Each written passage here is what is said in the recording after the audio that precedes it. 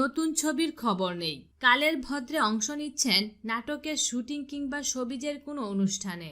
বাকি সময় কাটছে ব্যবসার কাজে। চিত্রনায়িকা নিপুণের দিনলিপি এমনই। বছরখানেক আগে বয়সন্ধি নামক একটি নাটকে তার অভিনয়। নাড়ুগুলা প্যাকেট কর, আমি আইতাছি।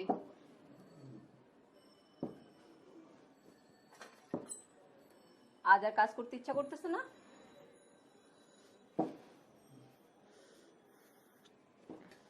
কিছু কইবি? শোনার লাগে কেন?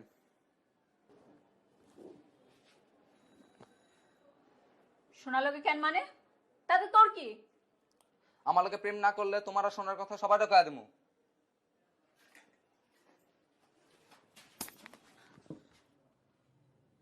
বেরো আমার ঘর থেকে। আমার কি দোষ? সোনাতে কি তোমার খুব ভালোবাসে? আমি কি তোমার মোটেও ভালোবাসি? আমি না তোমার খুব ভালোবাসি, খুব ভালোবাসি। আর সোনা বড় দেখে কি তুমি ওর সাথে প্রেম করবা? আমি ছোট বলে কি আমার সাথে প্রেম করা যায় না?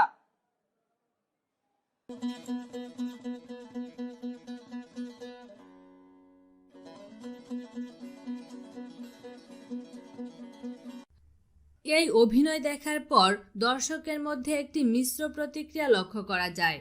অনেকেই কিশোর ছেলের সামনে নিজেকে এভাবে উপস্থাপনের জন্য নিপুণের সমালোচনা করেন। এ ধরনের উপস্থাপনা কিশোরদের কাছে ভুল মেসেজ প্রদান করবে বলে দাবি করেন অনেকেই। কেউ কেউ অবশ্য এটিকে কেবল অভিনয় হিসেবেই সমালোচকদের জবাব দেন। বাংলাদেশের বিখ্যাত চলচ্চিত্র অভিনেত্রী নিপুণ আক্তার 1984 সালের 9 জুন কুমিল্লা জেলায় জন্মগ্রহণ করেন। 2006 সালে তিনি মিডিয়া জগতে প্রবেশ করেন।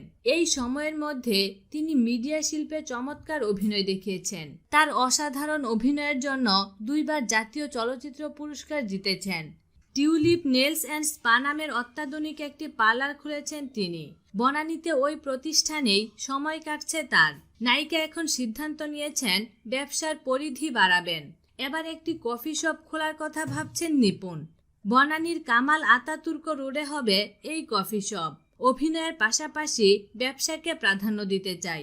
দুটোই আমার ভালো লাগার কাজ, তবে অভিনেত্রী নিপুণের পরিচয়টাই আমি বেশি উপভোগ করি। জাতীয় চলচ্চিত্র পুরস্কার জয়ী এই অভিনেত্রী জানান, শুরু থেকে নিজের পছন্দের চিত্রনাট্যের ছবিতে অভিনয় করেছি। বেছে বেছে কাজ করার কারণে ব্যবসা চালিয়ে যেতে অসুবিধা নেই তার।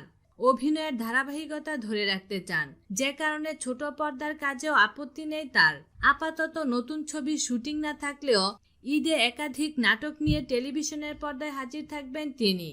বিনোদন জগতের নিত্য নতুন খবরাখবর জানতে আমাদের চ্যানেলটিতে সাবস্ক্রাইব করার জন্য আপনাকে আন্তরিক